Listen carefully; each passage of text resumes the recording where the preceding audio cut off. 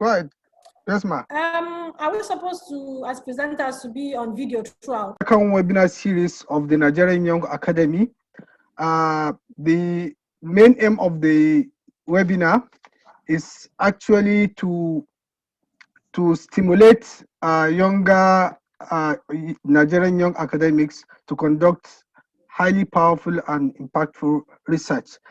Generally, our aim is to maintain a very high quality monthly webinar series with topics that are actually across the entire spectrum of the Nigerian academic system, so that which is actually part of the aims and objective, and also as well as the vision and mission of the Nigerian Young Academy. Without wasting much of our time, I would say I welcome everyone to this platform. And unfortunately, the moderator for the webinar series is having some technical difficulties, and to take over from him. My name is Mohammed Awal Ibrahim. I'm in Biochemistry Department, Ahmadu Bello University, Zaria, and presently at National Institute for Advanced Science, Industrial Science and Technology, Tsukuba, Japan. Now, thank you so much for this seminar. The seminar is going to be delivered by two very renowned scholars, one from the science cluster of the Nigerian Young Academy, who is actually a fellow, and the other one is also a fellow from the social sciences and humanities cluster of the Nigerian Young Academy. The first speaker from the science cluster is Professor Professor Chijioke Ekimenefuna Uzochukwu. And before I read the citations of each of the presenters, please permit me to tell us the modalities for the presentation. First, each of the presenter will have 10 minutes to make his own presentations, and then thereafter we are going to ask each of the speakers around 5 questions, which that session is going to last for about 40 minutes at maximum. And then, of course, all the questions will be directly relevant to the topic of today. And then subsequently, we now, after about 60 minutes, we are going to open up for all audience to ask questions and questions, which will be answered by the speaker. Now, with this in mind, permit me to introduce the first speaker, who is Professor Chijioke Ekemefuna Uzochukwu, who is a pharmacist and a professor of medicinal chemistry and supply chain expert. He was the former Dean, Faculty of Pharmaceutical Sciences, Nnamdi Azikiwe University, Awka, Anambra State. He was actually the best graduating student of the Faculty of Pharmaceutical Sciences at University of Nigeria, Nsukka, in 1992. For over the years, Professor Uzochukwu practiced in the manufacturing, importation, and retail pharmaceutical industries from January 1995 to 2001, before returning to the university as graduate assistant. He was the principal investigator in the drug design and informatics group of the Nnamdi Azikiwe University, and his current research interest is in the areas of neglected tropical diseases and emerging infectious diseases. He is currently the principal investigator for the 2019 National Research Fund on Drug Repurposing for Lassa fever virus, new treatment option. This highly qualifies him to be a very appropriate speaker for the topic. So far, Professor Uzochukwu has published over 40 academic papers, book chapters, monographs, and presented over 50 conference papers in the areas of drug design and discovery, pharmaceutical quality assurance, and natural product chemistry. He also has received so many awards, and is also a fellow of the Nigerian Young Academy. Professor Uzochukwu, you are welcome to this platform, sir. Now, the second speaker is Thank you, Dr. Okay, thank you. The second speaker is Dr. Damilola Taye Abala-Jobi, who is a political scientist and gender specialist. And she is also a fellow of the Leiden African Studies, Leiden University, African Studies Center, Netherlands, the Netherlands, and a fellow of the Nigerian Young Academy. Her area of research interest is politics of development, gender and human studies, peace and conflict studies, and climate change. She has published in these areas in several articles in leading Africanist and specialist journals in her field, including the African Journal of Political Sciences, the African Research Review, and she has also made contributions to the Palgrave Handbook of African Women's Studies. Dr. Abala-Jobi is a member of the UKRI International Development Peer Review College. Her experience as a member of the International Development Peer Review College team has exposure to the ethics of research and professionalism, which she has always brought on board while carrying on her various research activities, including peer review. This also, of course, highly qualifies her to be a speaker for the topic. Presently, she is also the PI, the principal investigator in the project titled Gendered Contentions in FICVAS, Unpacking Women's Leadership, Empowerment, and Accountability, working for the Nigerian team. Thank you so much, Dr. Damilola Abala-Jobi. You are welcome to this platform. Thank you. Yeah.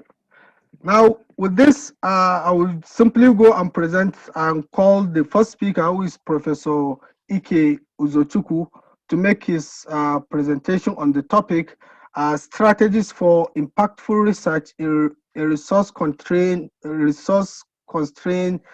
research environment in the midst of COVID-19 pandemic. Professor Uzochukwu, you have the floor. You have 10 minutes. Thank you.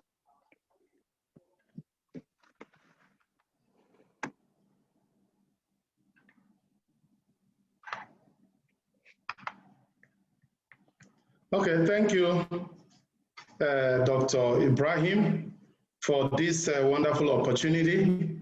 And also let me thank all the members of the Nigeria Young Academy for this opportunity given to us to discuss this topic, strategies for impactful research in a resource-constrained environment amidst the COVID-19 pandemic. My name is Ikemefuna Uzochukwu. I'm a professor of medicinal chemistry at Nnamdi Azikiwe University. My discussion will border alongside this direction. I will try to discuss what research is, what are the different types of research, what are the research philosophies that are predominant in Nigeria, and then I look at the research impacts and how to, and then suggest new parameters for research impacts. And then I also look at resource constraints in Nigeria, discuss a little about COVID-19 pandemic, and then go straight into strategy, which is the main theme of this discourse. By way of introduction, I want to remind us of the three core mandates that every university has received, namely teaching, research, and community service. And also want to say that research will usually lead to new knowledge, and new knowledge may eventually lead to discovery, and then discovery may now lead us to innovation. And so the question is, what is the goal of research?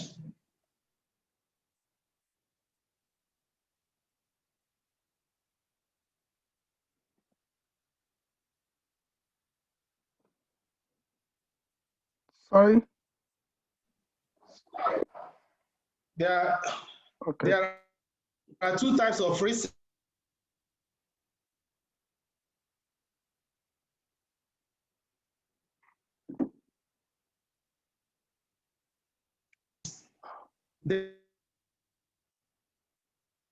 Then we also have translational research, whereby we try to solve problems that may be in a particular society.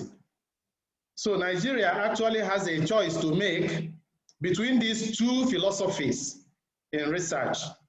Some people say you have to publish or you perish, but some of us are of the opinion that research is very critical and very important and should be the focus of whatever we do. And so we are proposing that we should research, publish as need be, or the nation will actually perish. So I want to look at the impacts of research impact. The first thing that I want to discuss is, are we using the right impact factors? Are we using the right impact factors? Are we addressing the right problems in our society? And then I will go ahead and recommend new impact parameters for the nation. Now, we need to look at the number of mentees as a way of assessing research and researchers. You need to assess the number of mentees that this researcher is working with. Then you need to look at the number of local technologies that have been adapted for commercialization as a way of measuring the impact of that researcher.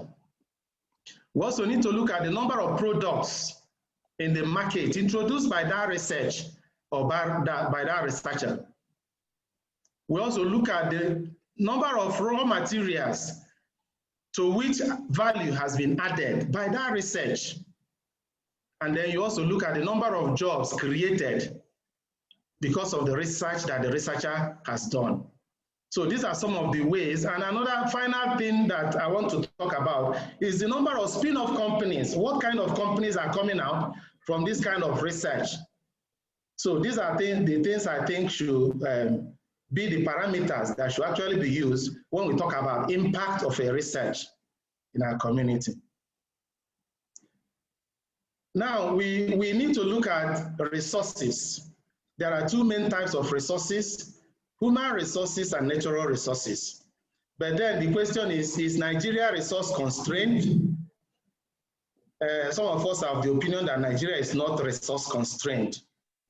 So the correct term, as far as we are concerned, is resource costs. Resource costs. And the question is it a man-made cost, or is it God ordained? Is it God that planned it, or is it man-made? So these are the two perspectives I want us to look at with respect to resources. Then when you look at COVID-19 pandemic, you see that the index case arrived Nigeria on 25th of February, 2020.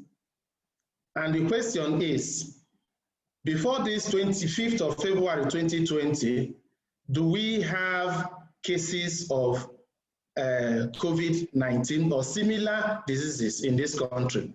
And so we need to do some retrospective research or epidemiological studies in order to uncover this kind of thing. That's the kind of thing that will make us begin to do research that are local. The other question we need to address in this area is the issue of community spread. What is the dynamics? What is the dynamics of spread of COVID-19? Then we'll also look at the issue of testing facilities. Are there enough facilities? What type of testing are we doing? Are we doing PCR testing? Are we doing rapid diagnostic testing? In which case we're looking at seroprevalence of this disease. Then we also need to look at the other angle, the social angle, the kind of fears and anxieties and confusions that have emanated based on this COVID issue. We also need to address that by way of research. There are also issues we need to find out about Nigerians. Are all Nigerians already infected? Will all Nigerians be infected by the virus? These are issues we need to uncover. The other thing we need to look at in terms of research is which drugs are working for Nigerians. Which drugs are working for Nigerians? We need to do some studies to find that out. Then we also ask ourselves this question: will the Russian vaccine work for Nigeria? Will the Russian vaccines work for Nigerians? Then what are the economic implications of the travel restrictions, supply chain challenges that follow this challenge that we have right now? Then you also discuss the implications of the new normal, the new social realities that have come on board, the new tools that could be used even to solve the problems that we are seeing. Then the key issue about this topic is actually strategy. And the question is, what is strategy? Strategy is basically from a Greek word, they say strategia, which is the art of the general. It's a military term, and which we can adopt 5 models to look at strategy. You have what we call the SWOT analysis, we have the Porter's 5 forces, you have the growth share matrix, and you have activity systems maps. So I will begin to look at the research strategies that could be applied in Nigeria so that we will be able to have impactful research at this point in time. The first thing I want to discuss is the issue of research policy. We need to really have a policy in the country that will guide what we are doing. The second thing is the issue of agenda, setting up agenda, research agenda. Which direction, which thing are we supposed to be looking at? Which things are local to us, and how do we get to study these issues in a local context? Then we also need to adopt open science, integrate research integrity, and make sure that our research is corruption-free and is research that will benefit the society. Then we also need to incorporate teamwork as a way of strategy, collaboration, interdisciplinarity, and multidisciplinarity. In that case, we need to talk about the private sector. How do we bring them in? We talk about the public sector, the government sector. We talk about the non-governmental organizations, and then the faith-based organization. These are people that we need to collaborate with if we're going to have impactful research in our society. Then the other thing, which has to do with the weakness that we have in our system, has to do with IP, intellectual property protection, and patents. These are areas that we need to strengthen if we're going to have impactful research. Then we also need to address the issue of funding research. I want to thank God for the CBN that has introduced some funding calls, and that is leading us to continuous improvement of what they're actually trying to offer us.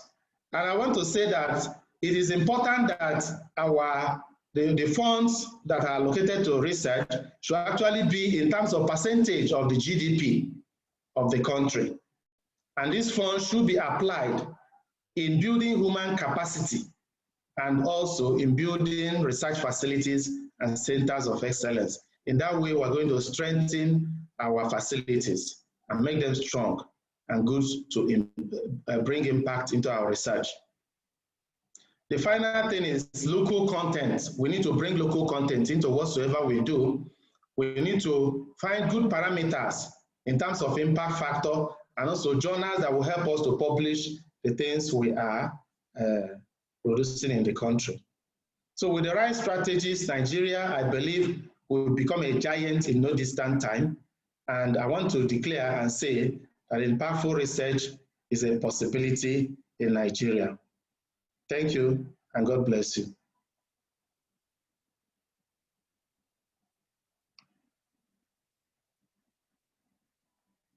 Thank you.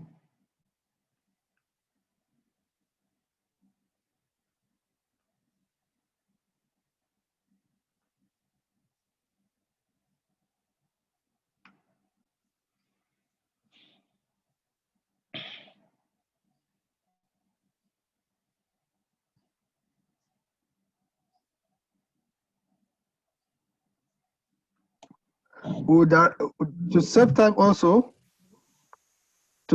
also, we'll directly proceed to Dr. Damilola Abalajobi, who is also going to take 10 minutes to make presentations before we move ahead. Thank you. Dr. Abalajobi, you have the floor, ma. Thank you.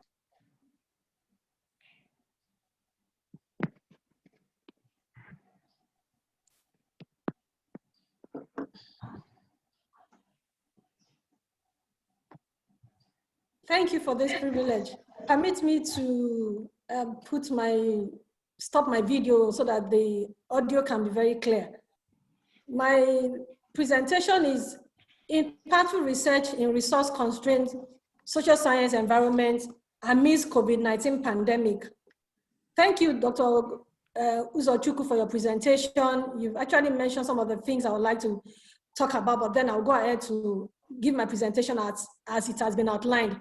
I'll look at the introduction, the context of COVID-19. What do we understand by impactful research within the context of social science? What are some of the prevalence studies and intervention study that are important? And how imperative is social science research? And how do we obtain information? And how do we engage in all this research with limited resources? Given the spread of COVID-19, we look at the background picture I have there. It shows the spread of COVID-19 since its inception in February till date 2020, August 2020, how it has gradually spread and it increased. COVID-19 is a game changer for much of the developing and emerging countries of the world.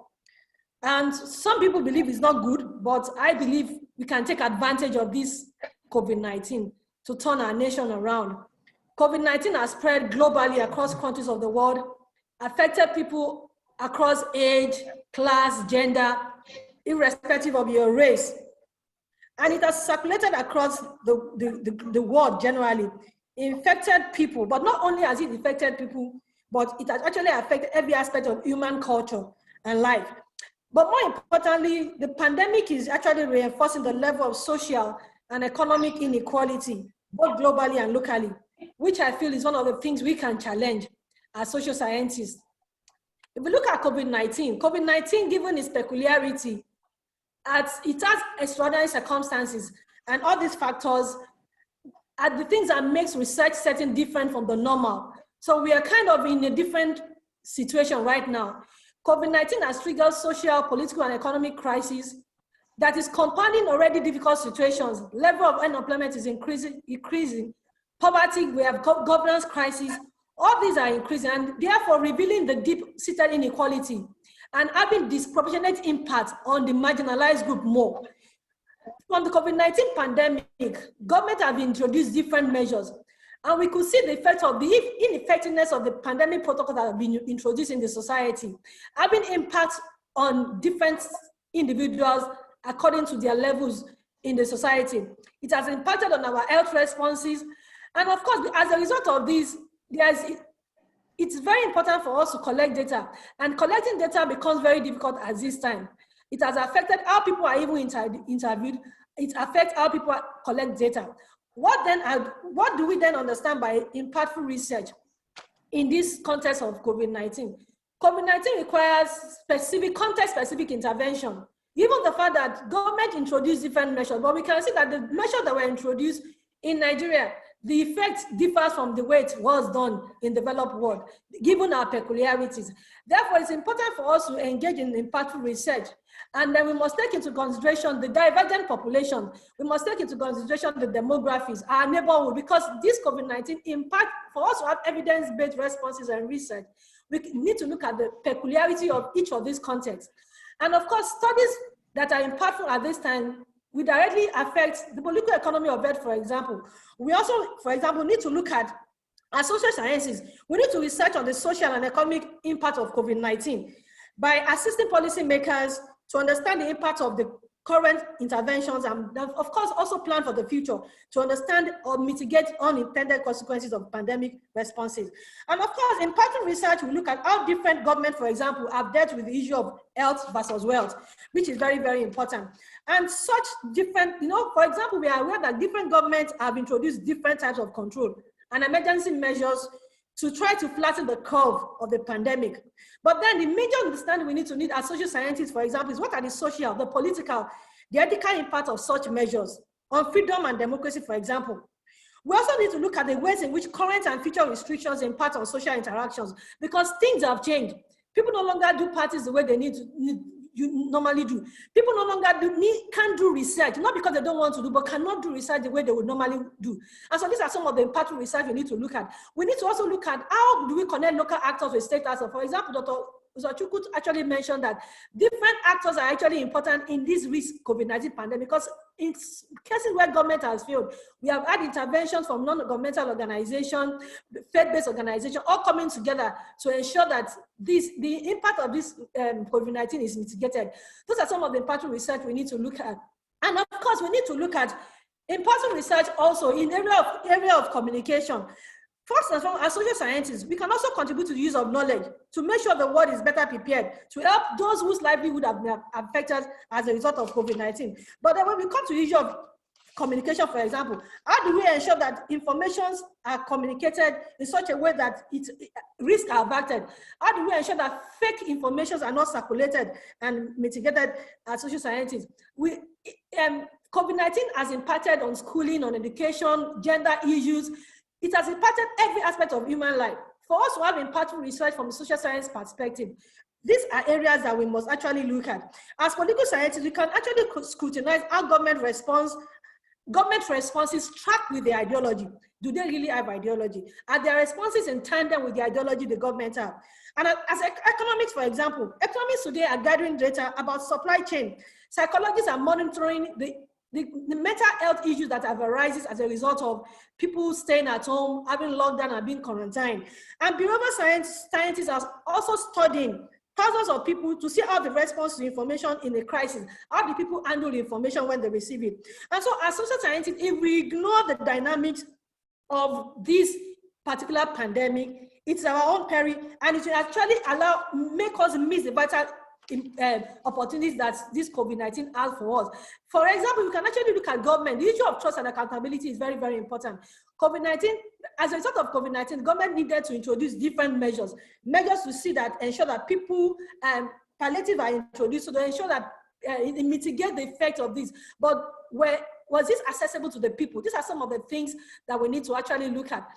Then, what are some of the prevalence studies? In every society, we have prevalence studies and intervention studies that we already have. We have country publications, we have annual state of the economy, annual state of wealth. All these publications are already there that people normally do annually. If we want to have impactful research, we need to look at this again. Look at how has COVID-19 affected the state of the economy. For over a period of time, the society was in lockdown, economy was in standstill. We can then look at how does this affect the economy? How does this affect, especially people in the informal sector? Women who do not normally would not earn living per day, and there was a lockdown. What do we see of this? How does it impact on their immediate and future earnings? We can look at demography and health survey, for example. Fertility preferences for people because of quarantine. Some of people are locked down. People who had peradventure over time said, I want only one child. And because of having to have lockdown, loneliness, post-COVID-19, what do we see? As fertility preferences change, contraception practices, as a result of the quarantine or a lockdown, did people have access to contraception? Are we going to see more birth after COVID-19? Educational performances, now we have the new normal. People having to learn online. Children under age 4, age 3, having to use Zoom to learn. What do we see of these? These are some of the prevalence studies and interventions that are very important at this time. How important is social science? Social science is very important at this period. Although we had some backlashes like Anthony Fowler saying that COVID-19, social scientists cannot cure COVID-19. Yes, we could say social science cannot bring a cure to COVID-19, but then social scientists may be able to contribute to the body of knowledge that will help us create a world in which infection such as COVID-19 will not spread across the globe. And how can social scientists do this? They have to prepare for the future pandemic. They have to look at how humans behave. How do they adapt to times of uncertainty? How do people understand their roles? How do we evaluate the cost of different approaches? How do we deal with mental health issues? How do we understand the gap that this COVID-19 has created among the societies? These are some of the things that is very important for us. That is why social scientists are very important in this particular situation. As social scientists, we need to understand the fact that even as political scientists, we need to understand the fact that government policies is imperative. And without the right policies, the right measures will not be put in place. And that is very important because COVID-19 has laid bare, it has actually reinforced the inequalities that is in existence. Anxieties, discrimination, and division. And this is not what we should call, this is not a normal thing we want to continue to endure. And therefore, it is important as social scientists to galvanize solidarity and collective actions, come together, ensure collaboration so that we can have a better society. That is why social scientists are very important in this situation. Of course, COVID-19 has brought to bear the reality of the world we live in. It has brought to bear the understanding of the fact that human beings, health affects every aspect of life. And that's why social scientists are very important to ensure that there's a change, to ensure that this pandemic, as much as it can, does not spread beyond bounds. How do we then obtain information? Information is very imperative. For us to have evidence-based research, we must obtain information. How do we then obtain information? Informal household, neighborhood level data collection is very, very important. But this information, data collection at different levels, it has its own challenges. For example, if you're collecting information in places where it could cause stigmatization, or itself has unintended consequences. And so it's important for us sometimes to adjust interview process, maybe from face-to-face to digital, such as computer-based or phone survey interview. Of course, this has its own advantage and disadvantages. In times of COVID-19, for example, if you are doing a great research, some research organization bodies will not sponsor a research that you are saying you are going to do a face-to-face interview, given the fact that you are going to expose the research team to infection. And so there may be a need for social scientists to begin to retool or to rethink their method of data collection. And so you're saving transportation costs, you are saving accommodation costs, you're also trying to keep the research team from being exposed to disease. And of course, it has its own disadvantage, of course, because not every respondent would want to answer to phones, and sometimes it takes too long also. These are some of the challenges that we actually face. Then, of course, we also understand the fact that we have limited resources. And that is why sometimes most researchers are trying to modify their existing study to see how the present situation is impacting their present research things. For example, we have a 4-year research that we've been carrying out on gendered contention, and we presently converted it to Dr. Please, can you summarize? Research. Yeah. Okay, so we can actually modify our methodology and of course also do training. Access opportunities globally, there are different repositories right now that have opened their research. For Harvard has done that, and opening up building collaborations, which is very, very important. And then ethical considerations are important in times like this. Having the right ethical considerations it's very important for us to have a very good policy engaged research, which is what social scientists do. And I've done my sources. Thank you for this. Okay. Thank you so much, Dr. Abala Jobi. It's really a very interesting topic. You have made very good arguments for social scientists, and more importantly, I think the younger scientists or younger academics will certainly benefit, because from your narration, I could pick so many potential MSc and perhaps PhD topics that can be conducted in some of the areas. Thank you so much. I'm sure my fellow young academics, especially in the social sciences, must have benefited. Now, with this, we will now proceed to the question and answer session. Before we attend to the audience, of course, we will also have to ask some questions from the webinar committee. Now, the first question is to Professor Uzo Chukwusa. So actually, from the beginning of the COVID-19, COVID-19 pandemic, you are actually making or trying to make impactful research in the area of drug discovery against the virus. We had a lot of information about that.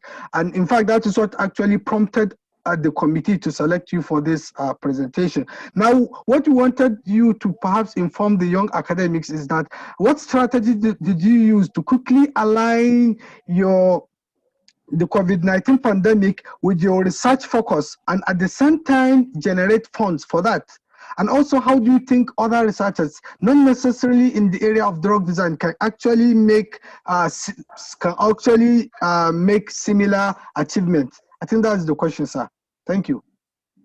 Okay, thank you, Dr. Ibrahim. One of the first things we did as soon as we heard about the importation of the index case into Nigeria in February 25, 2020, was to activate a platform we call computer-aided drug design in the faculty. We activated that platform.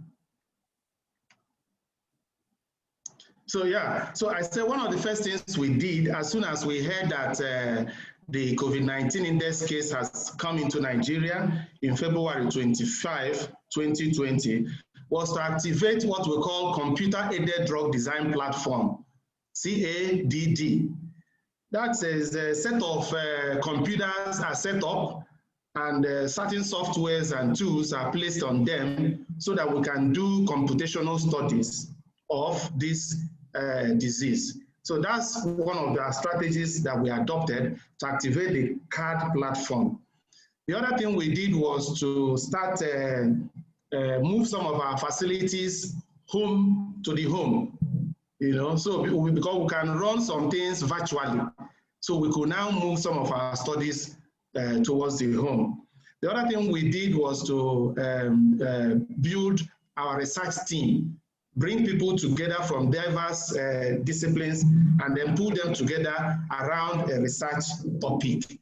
That was COVID-19 challenge, drug discovery challenge at that point in time. The other thing we did was also to announce our preliminary results. We're talking about raising funds because we discovered that we didn't have funds to pursue this research to a logical conclusion. So what we did was to immediately we had some preliminary results around April 2020. We began to talk about them. We began to invite press briefing, brief the university community about what we have done. And actually we began to we got a lot of radio invitations, interviews to radios to talk about COVID, to talk about drug discovery, and that put us on the limelight somehow. And then some people also advised us to go on to Twitter, which we did, and that also attracted a lot of attention to us. We also wrote letters to the Federal Ministry of Science and Tech when they contacted us. We wrote letters to the Senate Committee on Science and Tech when they contacted us.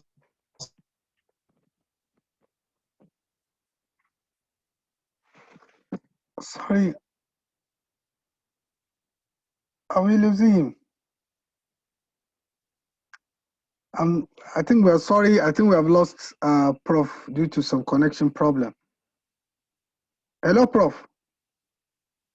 Industrial pharmacists. They put us on a WhatsApp platform and we're able to chat with them for some hours, discussing our results and sharing one or two insights on what we discovered. So we also spoke with some trusted scientists and we shared our results with them for the purpose of peer reviewing our work and manuscripts. So then the other question you asked is what can other researchers do so that they can achieve similar results? I think the thing that other researchers can do is to adapt our strategies and make them suitable for themselves, and then try to avoid some of our mistakes. Which mistake did we make? The mistake we made is that sometimes we did not own the process of publicity.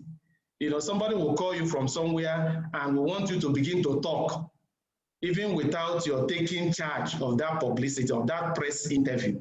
So we now, so one of the things we're learning now is that before you talk to the press, you make sure that it is properly documented so they don't quote you out of context. So that's, we should take ownership of the publicity of whatever information we're putting out to the public. Thank you. Okay. Thank you so much, Prof. The issue of press, yeah, is a recurring problem, communication between science and the journalists. Thank you, and I'm sure fellow young academics have learned a lot from some of the strategy you have so far adopted. Now to Dr. Abala Jobi. Doctor, even though you have talked extensively, try to give people background information, background and general information of what a social scientist can do. In fact, you even said that it's actually something positive to social scientists, which was something interesting to hear. Now, what perhaps young academics will want to hear is the fact that what strategy will you now give them, the younger academics and generally early career researchers? What advice will you give them so that they keep abreast of their research in this present time, considering the present situation, or to even make research contribution towards the pandemic? Although you have highlighted some of them, but specifically now, what advice can you give them so that they keep abreast of the research, despite all the problems you have also during your presentation articulated? Thank you. Thank you very much. It's very important for young careers, researchers, upcoming scholars to appreciate the value of collaboration. As researchers, we actually can't do much on our own. And so as young researchers, especially given the timing and the pandemic, it's important for us to look for people, mentors, the right mentors or the right research team that will help us to grow in our academic career. When we have the research team, a research team or a mentor, whatever research is involved in, as researchers, we would love to be part of it. And the only way we can do is for us to actually develop ourselves. First and foremost, we need to train ourselves as young researchers. And the only way we can train ourselves is to read and read and read and read. There's no alternative to reading. COVID-19 has made me realize that different repositories are available already today. A lot of people have done a lot of research on COVID-19 already, even given the short time. All those researches are available for us to read and see the gap and fit in with our own locality. So we can co-design and co-produce. And when we co-design and co-produce, when we collaborate together, it makes it easy for us to actually produce a research that is fit for our locality. So one great strategy is for young researchers, we need to read.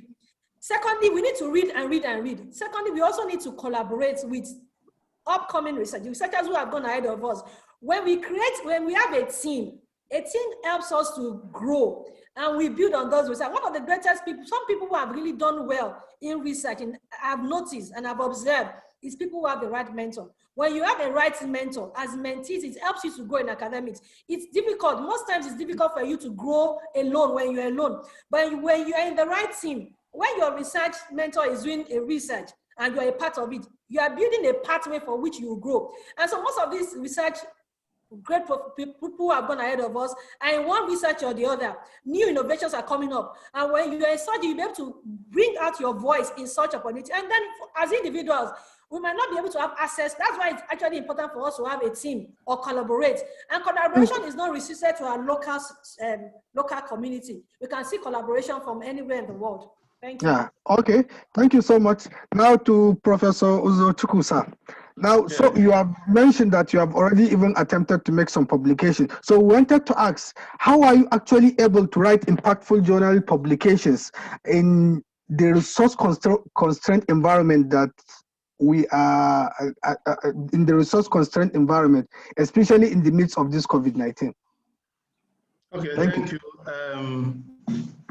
Dr. Abala Jobi has talked about collaboration being an important thing when you talk about research. So if you are going to make important contributions to science, you must collaborate with the right people. If your primary team is not publishing, maybe the other teams that you are working with will maybe be publishing also. So that is one thing, collaboration and mentorship. The other thing is perseverance and patience. It's an attitude thing. You need to persevere. You know, you put in your publication, you know, it's rejected, a lot of errors, peer review here and there. You need to persevere and to be patient, and then you're able to make a meaningful impact. Okay. The other thing is to adopt what I call not publish or perish, but publish, research or perish. The primary thing for a researcher should be research, not just the publication. So you should not be a do or die affair that if I don't publish, then I'm not doing research. So research, I'll give it very soon. You will get it. Okay, sir. Finally, you seek funding, because to publish in good journals, you need to find fund. So you go for grants, calls, and get fund for that publication. Thank you. Okay, thank you, sir. Now to Dr. Abala Jobi, ma'am.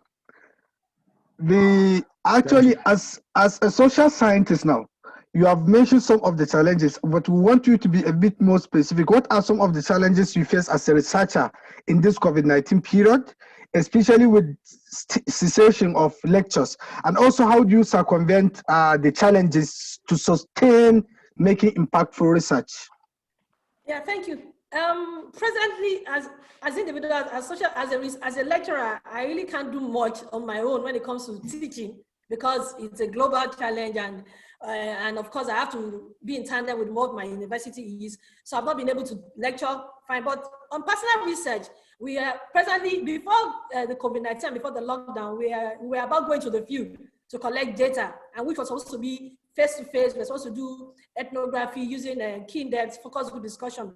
But then we needed to convert. And so as social scientists, one of the things we can do at this time is retooling or change our methodology or readapt our present research to fit the present circumstances. And so we needed to change our method to adapt it to the phone. And so what we are doing right now, just yesterday, 2 days ago, we did a pre-pilot using phone survey, which is one of the greatest way. And we actually need to train ourselves, because as much as it's good, it also has its own disadvantage, because you cannot spend 30 minutes, 40 minutes on the phone with somebody you don't see. It could be a challenge collecting information, but this is one of the things we have done. So adapting a newer method of collecting information is one of the things social scientists can do. Phone survey, online survey is the way to go. And of course, when you do online survey, phone survey, your funding organization will not ask you, how did you go and collect information on the field, face-to-face, despite COVID-19. This is one of the things we have done as a research team. Thank you so much. The keyword is retooling. I'm learning. Thank you. To Professor Uzochukwu, sir. Actually, you also talk about mentorship. Both of you discuss a lot about mentorship. So now the question is how, because the students need to be mentored, or the young academics needs to be mentored. Now, how do you keep your students motivated to conduct research in the midst of the pandemic now, under the pressure? How do you motivate them to conduct research? Okay, thank you. Thank you. Motivation is key in this kind of scenario. One way that we have tried to motivate people working with us is by giving monthly stipends. We got a grant, and so we pay monthly stipends to our researchers from that grant. And then also every day when we meet face-to-face, we also give stipend for lunch. So that encourages us to be hardworking and to be present. The other thing about motivation is teamwork. When you do teamwork, it's easy for people to cope with what you're doing because it's not a one-man show. The other thing we do is we'll give assignments to specific individuals and give them deadlines and timeline to maybe to make a presentation, and that keeps them on their toes and they are able to deliver. The other thing is that we also allow flexibility. We allow the team members some flexibility, to work in their homes, to extend the deadline a little and all that. So that flexibility also motivates people to work. Then finally, leadership. And of course, mentorship and friendship. Thank you. Okay, thank you, sir. Now, to Dr. Abala Jobi, ma'am. Now you have said so much so far, which very interesting things. I learned so much. But what we want to hear now is that now going into the future now, where do you see the research going in your discipline post COVID-19 now, looking at the future? And what do you think will be the hot topics, both globally and domestically? And what skills do you think will be the most relevant? Yeah, thank you. I know with what is happening now, as political scientists, first and foremost, we'll be looking at, how do we, what are government responses to this COVID-19? How do we tackle the issue of democracy, the issue of individualism? How do we look? We need to scrutinize it. Has our government done well? Have they been accountable to us? Were palliative measures provided? Where the people have access to them? Economists will look at supply chain. What is the economic impact? Yes, there was COVID-19, there were need for quarantine, lockdown. Did we actually look at the economic implication of this lockdown and this quarantine? What are the mental health issues that this thing is going to bring about? How does this impact the new normal that we call it, new way of learning? How does it impact on the educational performance of individuals? And is it going to make research better? These are some of the things that are very important for us to look at. And the best way we can go about this is empowering ourselves as researchers. We need to empower ourselves. We need to be able to understand the fact that we need to learn and unlearn.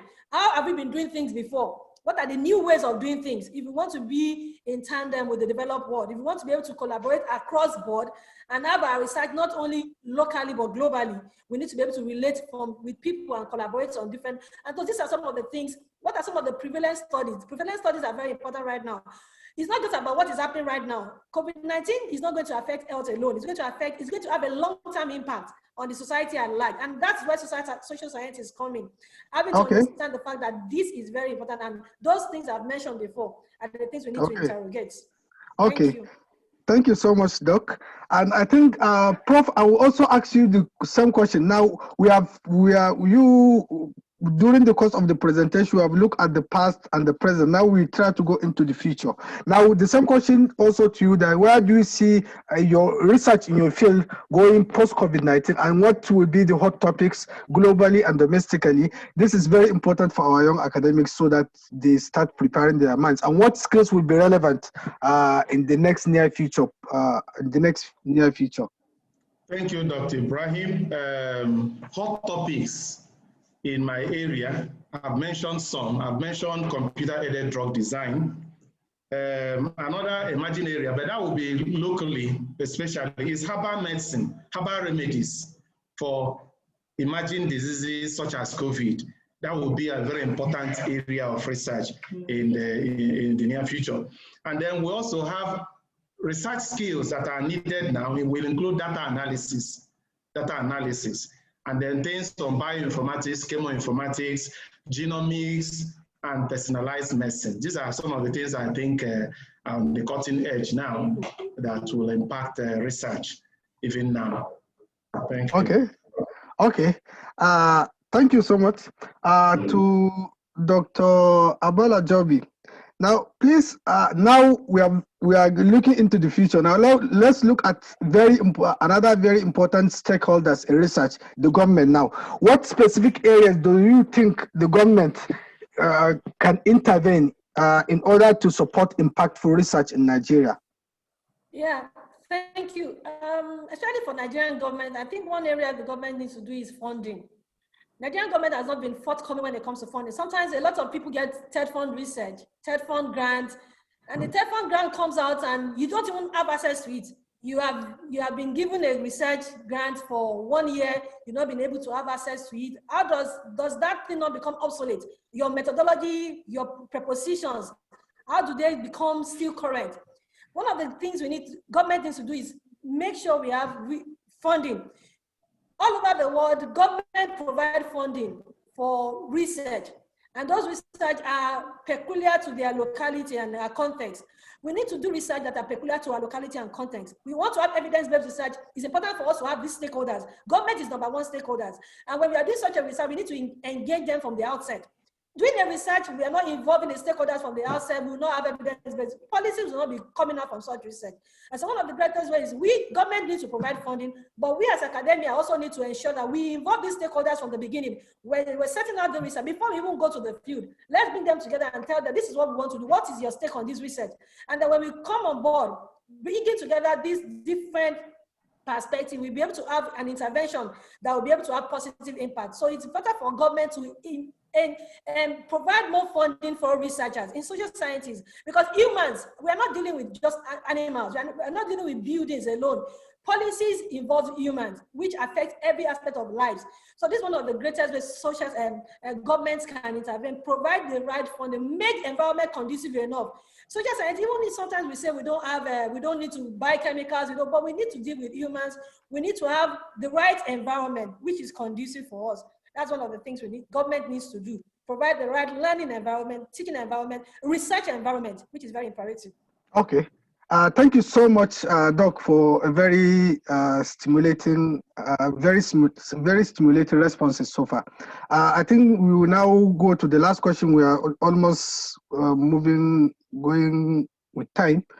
Prof, I think also the same question. We have looked at the past, we have looked at the present, we also try to look at the future within the last 1 hour, and then also going to important stakeholders, which is the government. What do you think government will do also in your area, so that as important stakeholder, how will government be able to intervene in order to support impactful research in the country?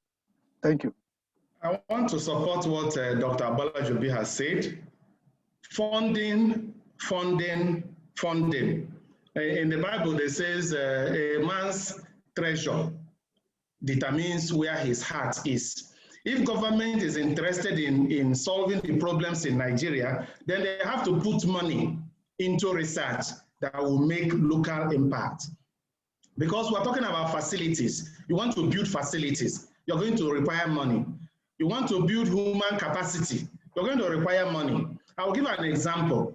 In our Lassa fever research, we're going to do clinical trial. And the amount of money we got is nowhere close to what is required. Just the laboratory investigations alone will take us nearly 200 million naira. Meanwhile, you have something less than 50 million naira. So how are you going to do that? So you still need to get funded from other sources for you to supplement. So you see, some of these researches are not things you do with pittances. Government research, if we're going to make a headway. So the answer really is funding, and it cannot be overemphasized. Thank you.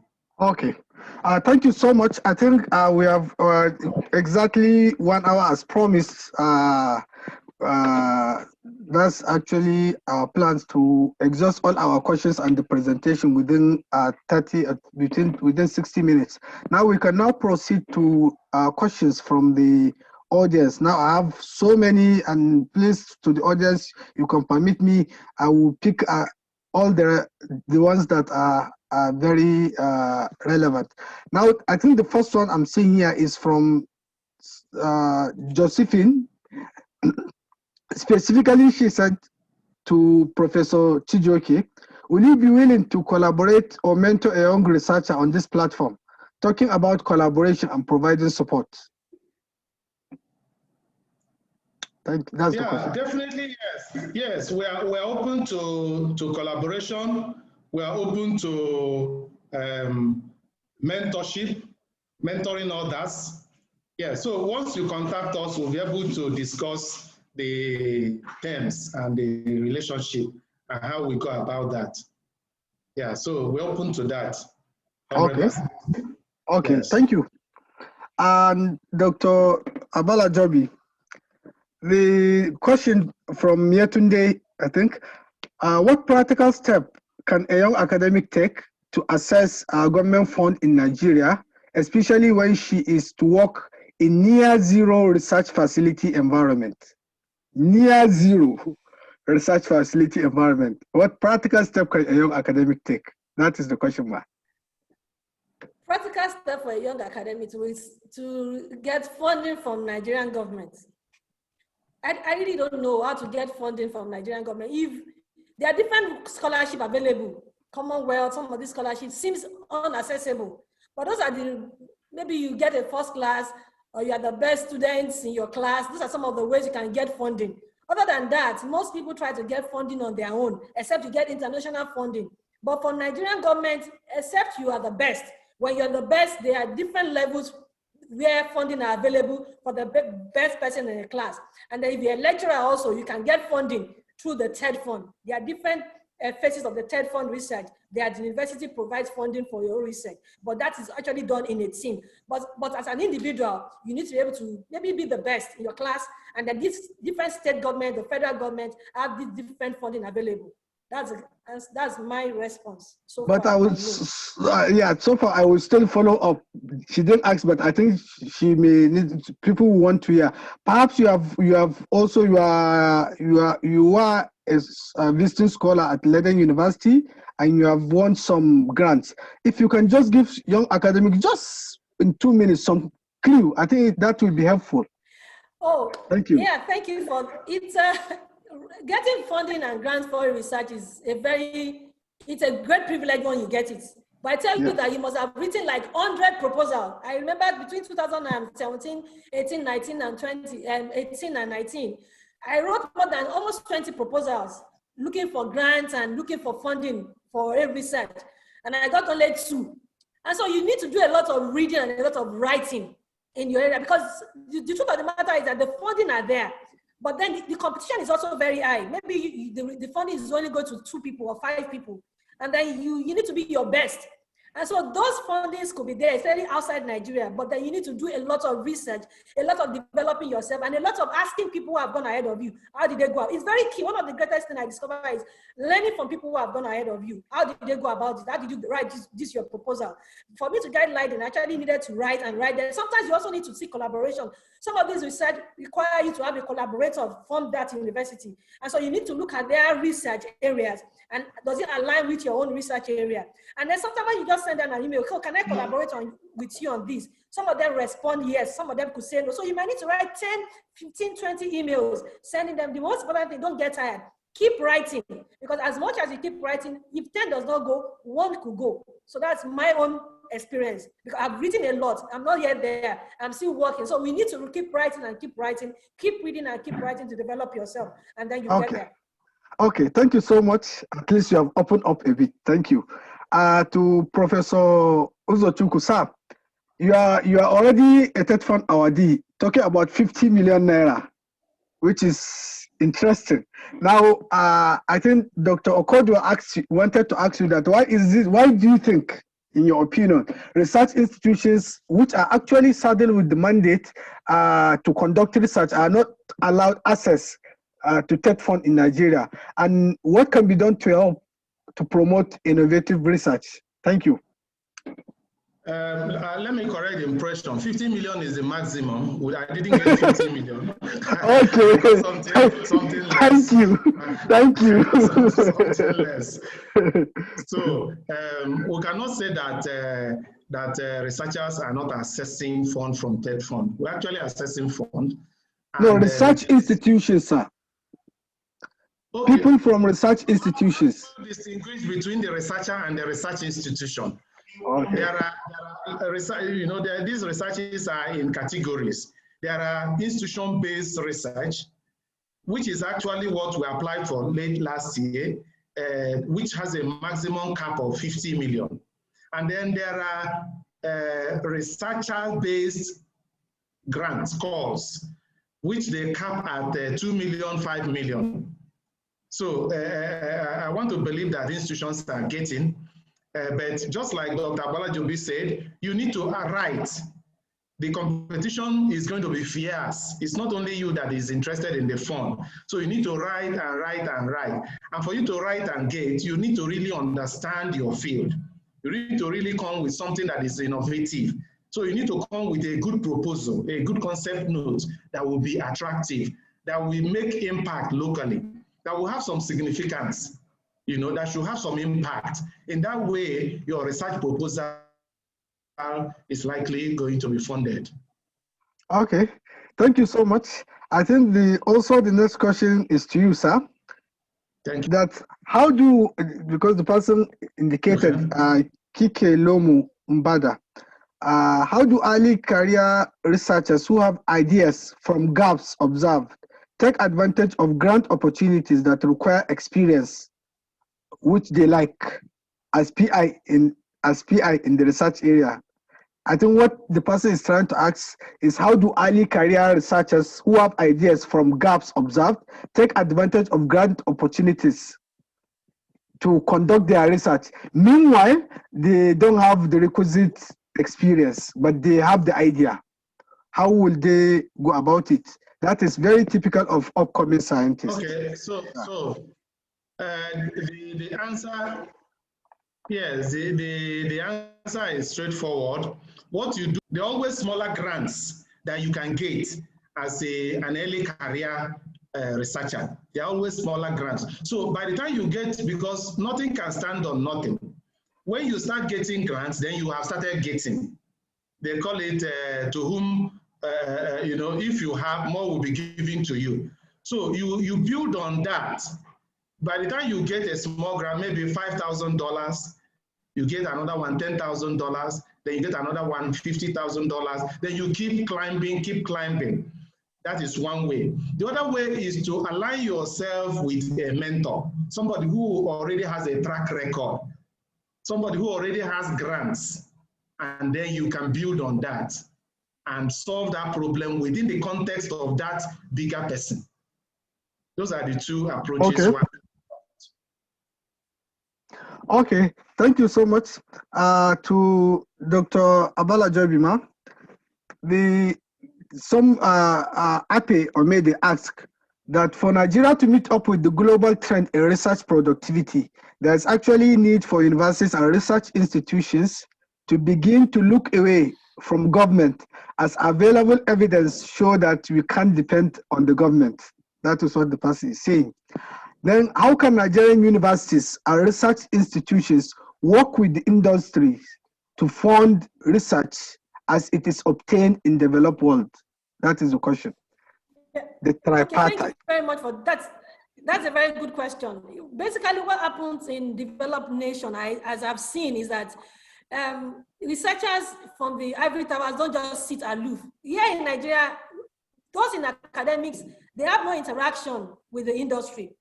And as long as you don't have interaction with the industry cannot come and fund research. They're not going to impact on them. So first and foremost, we need to create a situation whereby we can collaborate with those in the industry. They are major stakeholders, and they make major impact in research in developed worlds.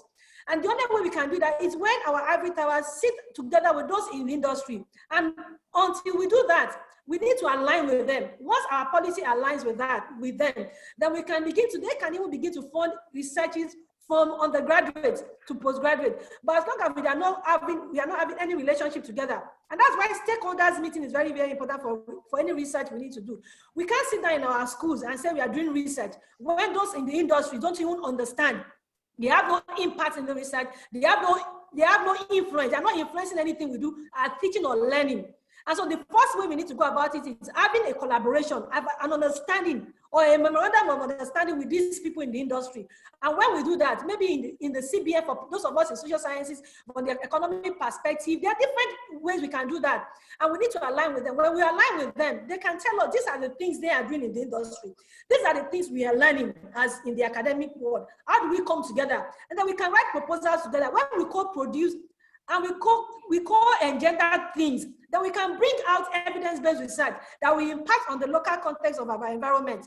And so that's because, of course, as we said, we cannot depend on government for everything. But the industry, yes, they have the money.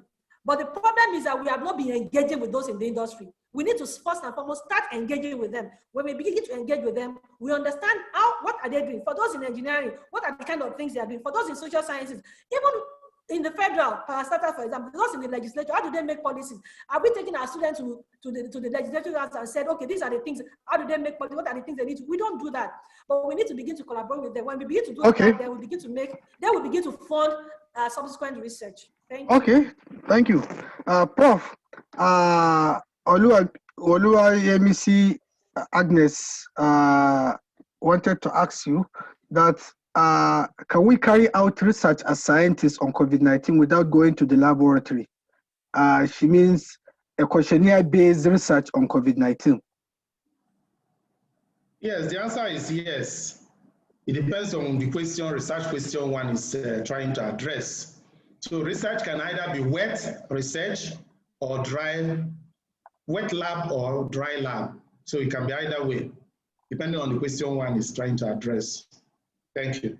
Okay, thank you. I think this question is also may also be important if Dr. Abalajobi can just tip in. Can you? Yes, we can actually carry out research without collecting data. One of the things I've discovered is there are a lot of repositories today. Harvard University have provided repositories, different data, we have different data, different writings. So it depends on the kind of questions you are asking. If you want to look at what people have said and what are the gaps you are seeing in your own society, you don't need to, you can see out, write out papers, you can see do the secondary data that have been collected by people. And we have reliable institutions that have collected data that can use to run your analysis and still write something credible about COVID-19. But of course, it depends on your perspective. What kind of research do you want to carry out? Okay, thank you. I think I've been seeing questions about natural sciences, about 3 or 4 questions from they have been referring to natural sciences. I will read some of them. Professor Uzochukwu, anonymous ask that actually can you help those of the people in the natural sciences, can you help them to flow along subsequently by bringing speakers in our field? Since most of our, I'm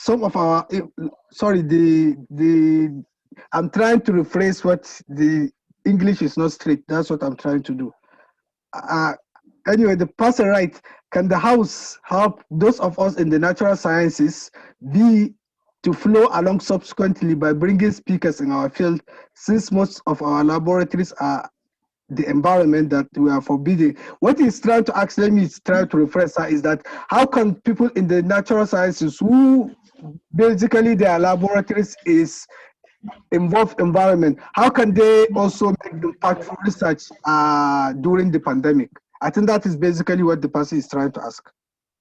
Somebody that was research is environment, how will they manage?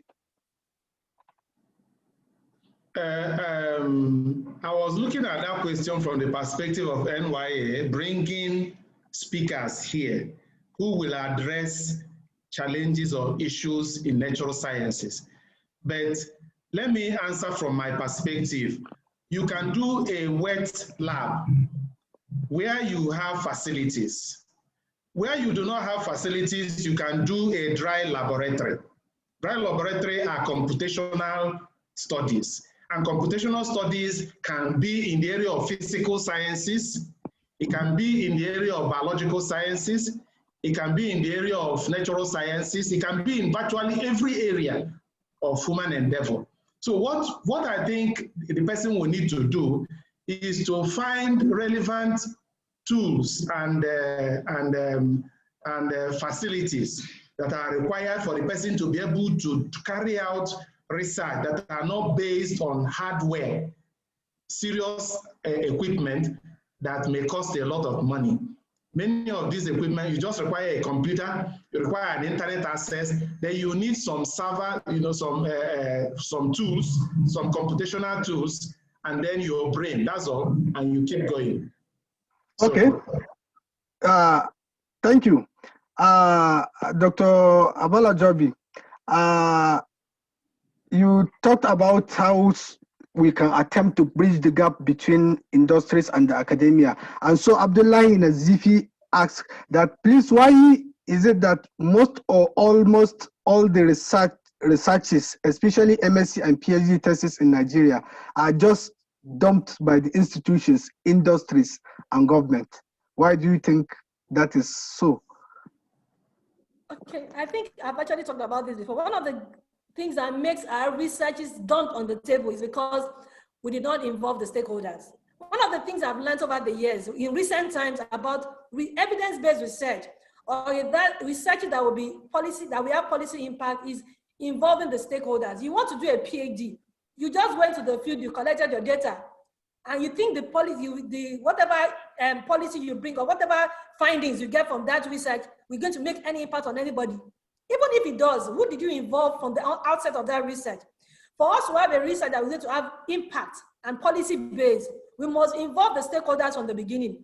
And until we do that, so we must have a stakeholder. When we are doing research now, what I've noticed when we are doing research that's going to have a policy impact, for example, with the present research I'm doing on gender contention and in fragile conflict violence affected setting, before we started the research, we involved all the stakeholders in Lagos, politicians, women societies, people from the legislative house, policymakers in Lagos were involved. And so we sat at the round table to discuss, this is what we want to do as a research team. This is our focus. What do you think about it? What is your perspective? And they brought on board different, we had lawyers, we had people from the government house, we had different people from the locality, because the local is about local politics in Lagos. And so we brought politicians, we brought people from the local government, and we brought all the people from the non-governmental organizations, faith-based organizations, all came together. And so they have their own impact on, even before we started collecting, before we even started at all. And that is what we do. And at every stage, we have a stakeholders meeting. Once we go to the field, we call them, these are our findings. What do you think about this finding? And then when we finish, we have a policy brief. The reason why our research end up at the table is because nobody was involved. And so you cannot expect the government or those in the industry to have an impact, to take your policy that you have brought out or your recommendation from your research that they were not a part of. So the best way is getting them involved in your research from the beginning. And the only way you can get them involved is letting them understand your research, bring them together in a meeting, and then subsequently they follow up with this research. Thank you. Oh, okay, thank you. Prof. Yes. Now, another interesting question to you, that Okay. how feasible, how I will rephrase, please, the person, I will have to rephrase the question a bit. I think the right thing to write, the right phrasing is that, how is it possible for government through TED Fund to support postdoc positions as a means of COVID-19 research support? I think that is the right phrasing. How is it possible for government through TED Fund to support postdoc positions as a means of COVID-19 research support? Okay, thank you. Everything is possible, but whether they have that platform is another matter. There is no such platform that will allow you to hire a postdoc. You know how much you pay a postdoc? Sometimes 1,000 euros, sometimes 2,000 euros, depending on the country. So TED Fund doesn't have that platform for now. What my university did is to get postdocs from around Nigeria to support our TED Fund projects. So the university is paying for that. So the university will bring them in. They will be attached to the TED Fund projects that we are doing. So I think it's something that other people can fund, not necessarily TED Fund for now, until TED Fund streamlines that angle. But it takes a lot of money. How much does a professor earn? Less than I think. How can you hire somebody you'll be paying competitively? Okay. So that's Okay. a challenge. Yeah, I think the other question is also to you. We are rounding up most of the questions from the audience. Ariola asked that I join in with the facilitators, which were talking about funding for research. That the question is, what have been done so far with fully funded research programs and how it has contributed to development? Prof, this is specifically to you. You have been funded. The person is asking, how has that contributed to development? And also, two, with priorities of government elsewhere, what about private sector participation in research funding? And that's all. I think the first question is the main one.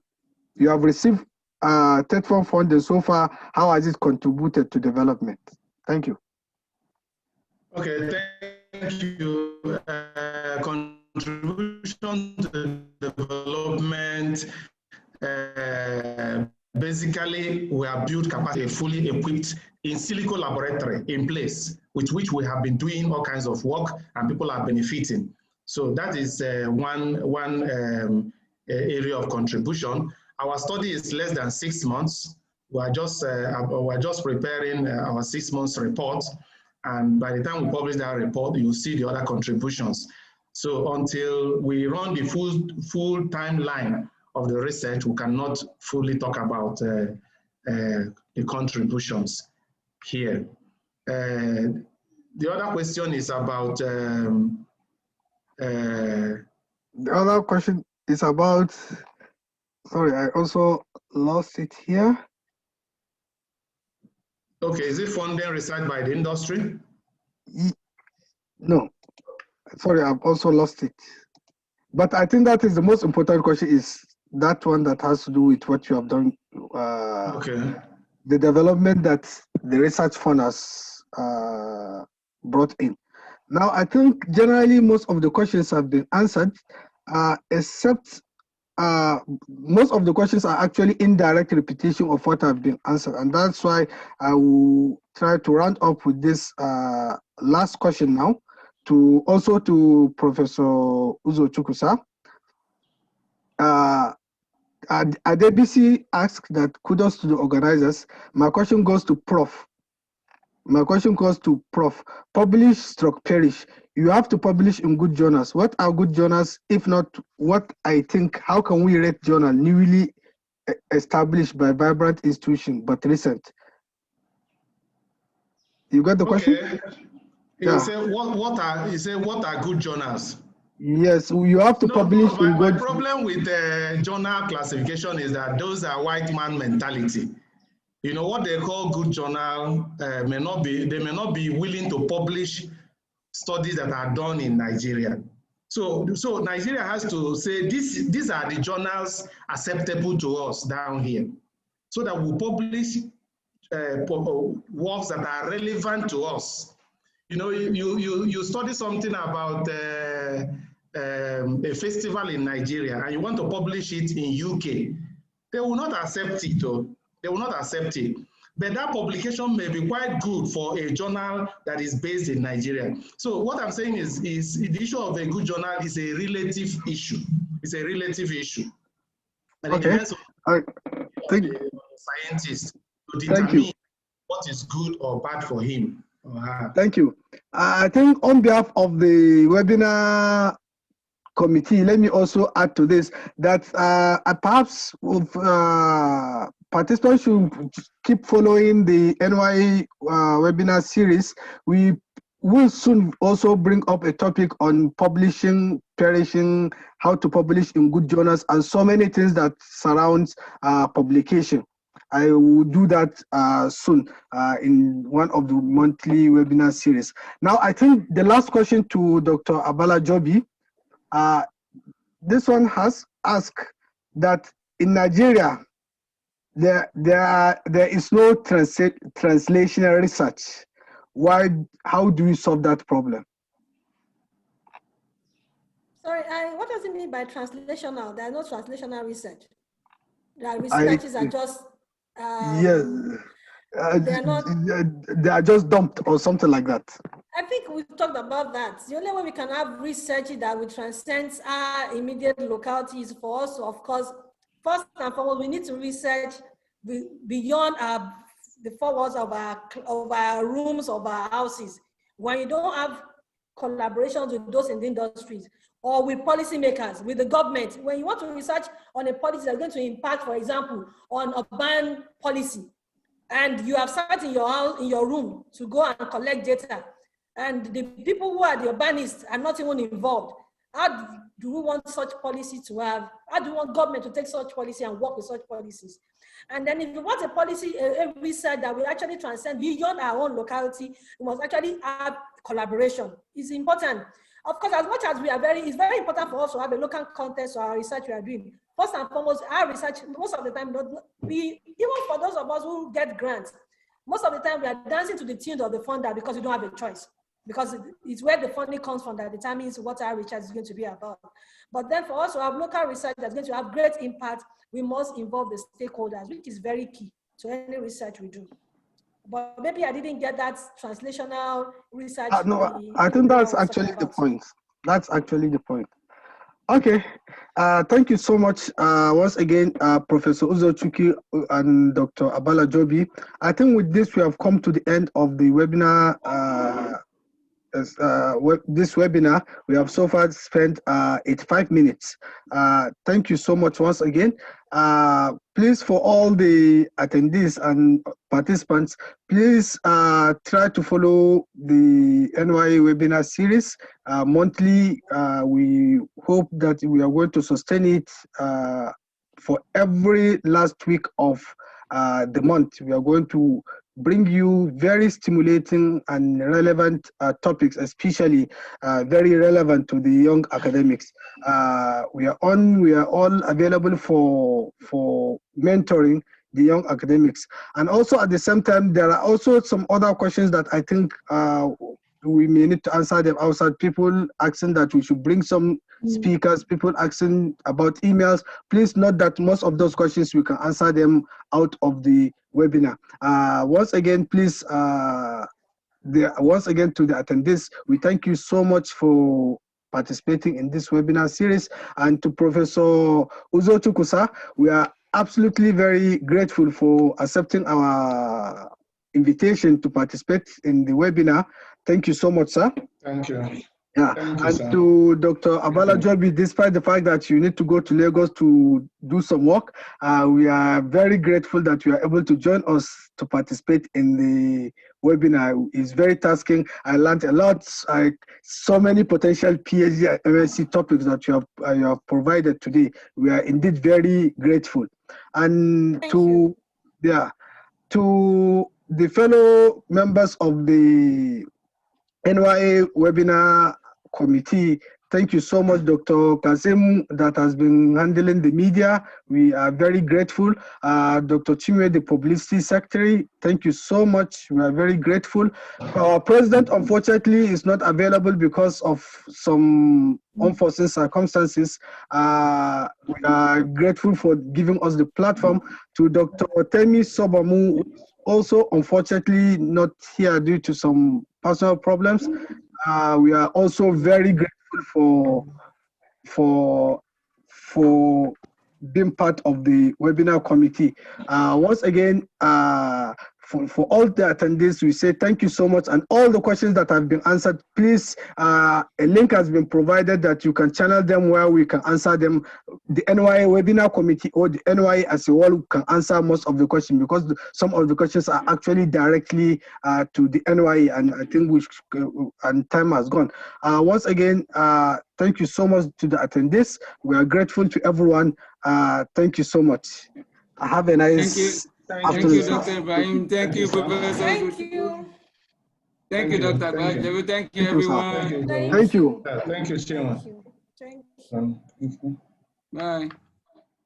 Bye-bye. I think you should.